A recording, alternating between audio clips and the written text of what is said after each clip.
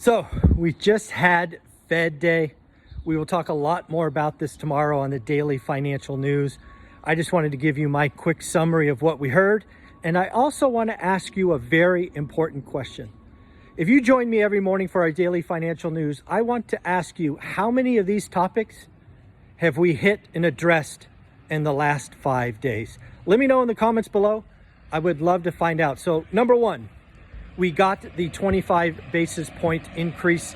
In fact, as I've said on many occasions, I was 99.99% sure that's what we were going to get, and we got it. Interestingly enough, the Fed raised rates and the 10-year note fell, and it wouldn't shock me if mortgage rates fell either today or tomorrow. So again, remember, the Fed does not control the long end, doesn't control the 10-year, doesn't control mortgage rates. It may influence, it might be a part of, but there is not a 1-1 relationship. So again, Fed raises rates, 10-year down, mortgage rates down. Kind of what we talked about. Next, it was very interesting to hear the Fed really not talk about the banking crisis. It was very popular over the last week or so for people on CNBC to say the Fed is going to pause because of the banking crisis. And what did I tell you? If you follow me on Twitter, I said, I certainly hope the Fed could walk and chew gum at the same time. Lo and behold, that's essentially what Jerome Powell said. We have one team, what a set of tools for banking. Our job is stable prices and full employment. So we have more work to do. Next, Jerome Powell has clearly stated or clearly tweaked the statement, basically saying, hey, we're going to be data dependent. We'll go higher if we have to. But now it is not guaranteed. They clearly changed the statement to being data dependent. We'll go higher if we have to. Next, they talked about lending. They talked about credit. I brought this to you a couple of days ago. I put it on Twitter a week ago. What is going on in the banking crisis has had a material impact on lending standards, credit availability, all by itself. It is doing the job of the Fed. And Jerome Powell said, it is too early to tell, but it appears the lending conditions can act like a Fed rate increase. So again, we talked about it. They brought it up. They talked about inflation. They expect inflation to go down to 3.3% by the end of the year.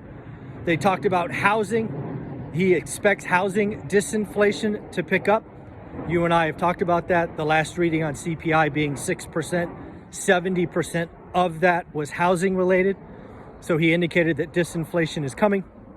They talked about unemployment rate going up to, call it 4.5, 4.6. They talked about below trend growth.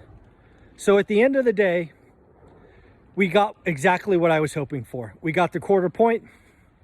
We've got the Fed basically saying, hey, we've got one, maybe two rate increases. And I really want to stress the word maybe. I think we've got one more and we're done. That is great news. We will be at the terminal rate. So what does this all mean? At the end of the day, I don't think this Fed meeting was particularly difficult. I don't think it was a great challenge. I think the Fed's job of stable prices is important. They are lucky that there's no Fed meeting in April. The next one is in May. So there will be a lot more data coming. Jerome Powell, as I've told you repeatedly, is trying to buy time. I believe Jerome thinks inflation is coming down and he just needs to get to the summer. So at the end, we got the quarter point and 10-year went down, mortgage rates went down. Why is that? The market is betting on a cut. And last thing I just remembered, Jerome Powell called out the market and said the market is wrong. We are not cutting. And in fact, on the dot plot, there was no rate cuts all of this year. So that will be a battle to watch. I believe the market is going to try to call his bluff. I don't expect the market to change their mind. But at the end of the day, we can have the 10-year and mortgage go down when the Fed rate goes up. We're going to talk about this a lot tomorrow on the Daily Financial News. I'll have my whiteboard so I'm not just going off the top of my head. At the end of the day, big nothing burger, nothing shocking. We got what we expected on this channel. Life's good. We're gonna go for a run. You wanna join me? We're gonna go for a run. Bye.